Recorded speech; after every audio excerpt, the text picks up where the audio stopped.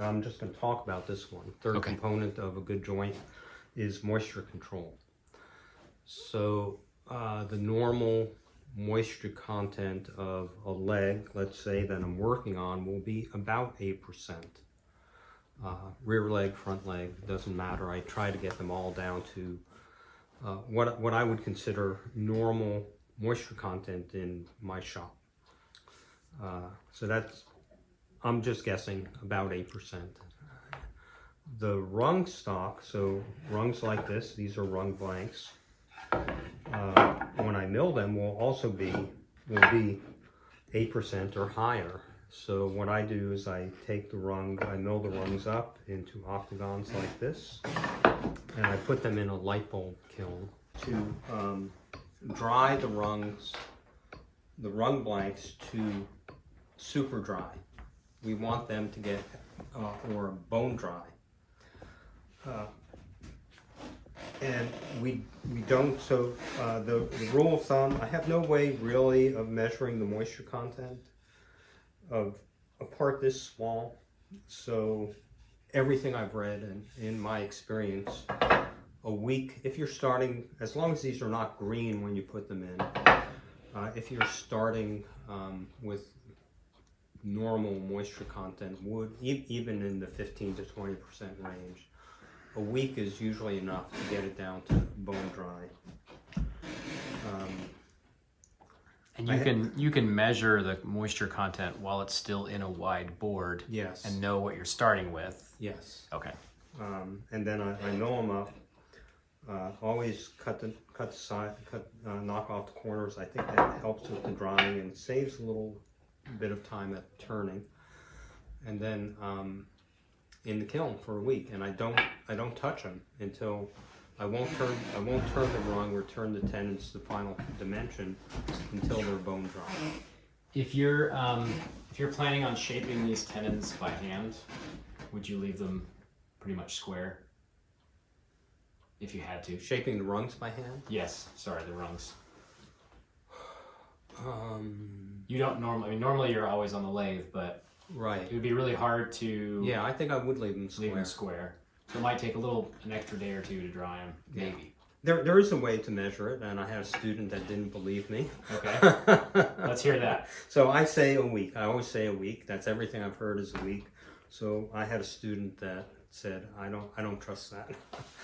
And so what he did was he took the way you measure it is you take all your rungs and you put them in a wire basket and you weigh them with a scale that's fairly sensitive. Actually, it doesn't even need to be sensitive. Just the same You just scale. need to know, just the same scale put them in a wire basket, put them in the kiln. Every day, weigh them. When they stop losing weight, they're as dry as they're going to get. They won't ever get any drier than that, never. And I said, and he did that. My student did that, and I asked him how long it would take, and he said it took a week. So I'm pretty comfortable with a week. Okay. Okay. So we get the rungs to bone dry, and then I turn the whole rung and the tenon to finished size. At that point, I put the rung. Then you need to put the rung back in the kiln and keep it bone dry until assembly. So what happens if the rung absorbs moisture? If you leave them there. Yeah, if you don't leave the kiln, it absorbs moisture, and what happens when that? If you don't keep them in the kiln, they'll absorb moisture, and the only part that we really care about are the tenons, because that's the component of the joint that we're talking about. The tenons will expand. They can expand and contract fairly rapidly, depending on the conditions in the shop. You know, my shop is normally not too humid, or it's often dry, but it's normally not too humid. But in the summer, I'm more careful. It gets more humid in here unless I have the air conditioning on. But anyway, point is, you need to keep them bone dry until assembly. So if you're gonna turn them and not gonna work for a month or two, turn the kiln off.